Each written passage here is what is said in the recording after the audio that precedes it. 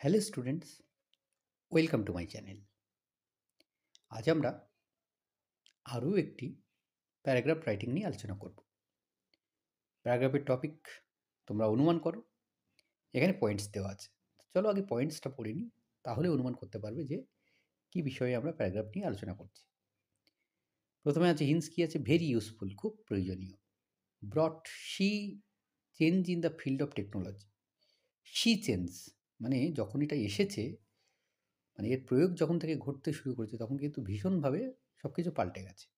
Handy, সহজে নিয়ে যাওয়া যায়, লাইট, হালকা, ডিউরেবল, মানে দীর্ঘ দিন সেটা স্থায়ী থাকে। মিনেক টু এনভায়রনমেন্ট, কিন্তু পরিবেশের জন্য ভীষণ ক্ষতিকারক। নন বায়োডিগ্রেডেবল, এটা কোনো মতেই নষ্ট করা সম্ভব নয়। হেলথ হ্যাজার্ড, এটা থেকে আবার শরীরে শারীরিক সমস্যা দেখা দেয়। চোখ সিওয়েজ সিস্টেম, এবার যেখান দিয়ে জল চলাচল করে অর্থাৎ ড্রেনেজ সিস্টেম যেটা আছে এটাতে কিন্তু ড্রেনে মাঝে মাঝে আটকে যায়, যাতে জল সরবরাহ আটকে যায় আর কি। তাহলে কী নিয়ে আমরা প্যারাগ্রাফ লিখতে চলেছি? আমরা প্যারাগ্রাফ লিখতে চলেছি uses and abuses of plastic নিয়ে, প্লাস্টিকের ব্যবহার এবং অপব্যবহার। শুরুতে একটি ইন্ট্রোডাকশন থাকবে। ইন্ট্রোডাকশনে কী লিখবে দেখে নাও। Plastic, a marvel of convenience, a versatile wonder material, revolutionized technology with its lightweight, durability and endless applications। বলছে প্লাস্টিক হচ্ছে একটা চমৎকার আবিষ্কার, যার বিভিন্ন রকমের গুণ রয়েছে এবং সে প্রযুক্তিকে ভীষণভাবে পাল্টে দিয়েছে। এটার হালকা, মানে হালকা স্বভাবের, অর্থাৎ হালকা, দীর্ঘদিন স্থায়ী হয় এবং এর যে প্রয়োগ, এন্ডলেস অ্যাপ্লিকেশনস, মানে এর প্রয়োগের কোনো সীমা নেই আর কি। সব ক্ষেত্রে এটা প্রয়োগ ঘটানো যেতে পারে। এবার আমরা কি করব, এটা দেওয়ার পর, লেখার পর আমরা মূল পাঠ সেটা লিখব। Its versatility brought a sea change in technology. যে এর যে এই বিভিন্ন ধরনের গুণ রয়েছে, এটাতে কি হয়েছে, তথ্য প্রযুক্তিতে বিরাট পরিবর্তন এনেছে। সি চেঞ্জ মানে হচ্ছে বিরাট পরিবর্তন। From study medical equipment, study মানে শক্তপোক্ত চিকিৎসার যন্ত্রপাতি, equipment, two convenient packaging, it permits our lives. সেখান থেকে কী করছে, আমাদের জীবনটাকে কিন্তু বাঁচাচ্ছে, যে মেডিকেল ইনস্ট্রুমেন্ট তৈরি হচ্ছে তার মধ্য দিয়ে। ইটস হ্যান্ডিনেস, সহজে এটাকে নিয়ে যাওয়া যায়। লাইট ওয়েট, কম ভার।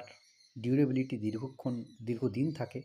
অ্যান্ড অ্যাফোর্ডেবিলিটি, মানে সহজেই পাওয়া যায়। মেড ইট অমনিপ্রেজেন্ট, এটাকে কিন্তু আমাদের ভীষণ কাজের বানিয়েছে। ইয়েট দিস ভেরি বুন হ্যাজ বিকেম এ ব্যান, কিন্তু এই যে আশীর্বাদ, BWN বুন, সেটা আমাদের জন্য কিন্তু খুবই খারাপ, মানে অভিশাপও ডেকে এনেছে। Plastic is non biodegradable in nature, কারণ প্লাস্টিক হচ্ছে প্রাকৃতিকভাবে কোনোভাবেই তাকে নষ্ট করা যায় না। ফর দ্যাট ইট চোকস ল্যান্ডফিলস, এর ফলে কি হচ্ছে, বিভিন্ন জায়গায় সেটা ভর্তি হয়ে থাকছে। রিভার্স অ্যান্ড ওশানস, নদীতে, সমুদ্রে পড়ছে। Harming wildlife and poisoning ecosystem, ওয়াইল্ড লাইফটাকে নষ্ট করছে।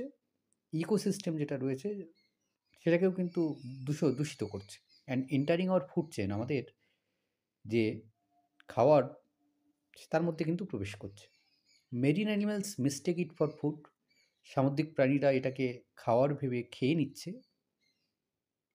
ইনজেস্টিং a slow poison that reaches our plates, এবং তারা এই যে সামুদ্রিক প্রাণীরা, মাছেরা, তারা এই যে ছোটো ছোটো প্লাস্টিক খাচ্ছে, সেটা কিন্তু আমাদের থালাতেও চলে আসছে, মানে আমাদের প্লেটে আসছে। কেমনভাবে না, বর্তমানে তোমরা শুনবে মাইক্রোপ্লাস্টিক বলে শব্দটা শুনবে, যেটা বিজ্ঞানীরা বেশ মানুষের রক্তের মধ্যেও পেয়েছে। খুব সূক্ষ্ম প্লাস্টিক, সে বোঝাই যাবে না কীভাবে আসছে। না, এই যে মেরিন মাছ আমরা খাচ্ছি, এটা যখন প্লাস্টিক খাচ্ছে, এটা হজম করে নিচ্ছে, সেটা ওদের মধ্যে মাইক্রোপ্লাস্টিক কোথাও কোথাও থেকে যাচ্ছে। আর আমরা কী করছি, যখন খাচ্ছি, মাছের মধ্যে দিয়ে, মাছ খাওয়ার মধ্যে দিয়ে মাইক্রোপ্লাস্টিকটা কিন্তু আমাদের মধ্যে চলে আসছে। Microplastics, its insidious by product, endanger wild life.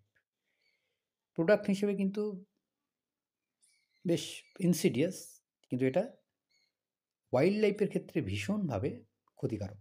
মানে শুনতে ভীষণ সুন্দর একটা শব্দ।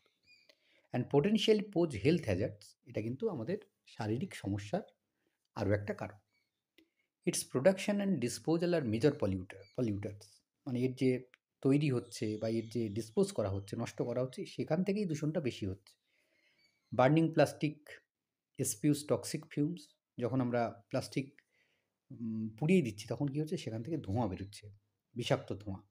ফার্দার ইনডেঞ্জারিং হেলথ, শারীরিক সমস্যা দেখা দিচ্ছে। ইভেন সিউজ সিস্টেম সাফার, এমনকি যে ড্রেনেজ সিস্টেম যেটা রয়েছে সেটাও সমস্যায় ফেলছে। ক্লগড বাই দিস পারসিস্টেন্ট মিনাক, কোথাও কোথাও আটকে যাচ্ছে, জল জমিয়ে দিচ্ছে, লিডিং টু ফ্লোটিং। এবং মাঝে মাঝে কী হয়, মানে জল উপচে রাস্তায় চলে আসছে। এবার আমরা একেবারে কনক্লুডিং লাইনে কী লিখব দেখে নাও। Disposable plastic bags, symbols of convenience, become symbols of environment negligence when discarded carelessly. বলছি যে প্লাস্টিক ব্যাগগুলোকে যখন ডিসপোজ করা হচ্ছে, নষ্ট করা হচ্ছে, সেটা কিন্তু কোনোভাবেই নষ্ট হয় না। আর তার ফলে কী হচ্ছে, পরিবেশের প্রতি আমরা যত্নহীন হয়ে পড়ছি এবং সমস্যার মধ্যে ঠেলে দিচ্ছি। হোয়াইল প্লাস্টিক্স ইউজেস আর আনডিনাইয়েবল, প্লাস্টিকের যে ব্যবহার সেটাকে আমরা অস্বীকার করতে পারি না। It's abuses threaten hour existence, কিন্তু এর অপব্যবহার কিন্তু আমাদের নিজেদের বেঁচে থাকাটাও থ্রেটের মুখে ফেলে দিয়েছে। We must find a balance between the undeniable usefulness of plastic. আমাদেরকে কী করতে হবে, এই যে আমরা প্লাস্টিকের যে ব্যবহার, তার মধ্যে একটা ভারসাম্য আনতে হবে, কারণ এটাকে আমরা অস্বীকার করতে পারি না।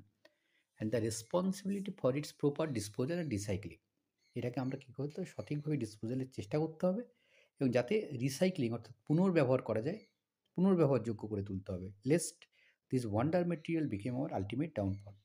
আর না হলে এই চমৎকার যে বস্তুটা বা বিস্ময়কর বস্তুটা কিন্তু আমাদের, এর মধ্যে দিয়ে আমাদের নিজেদের ক্ষতির সম্মুখীন কিন্তু আমরাই হব আর কি। ধন্যবাদ সকলের সঙ্গে থাকার জন্য। দেখা হচ্ছে পরের ভিডিওতে।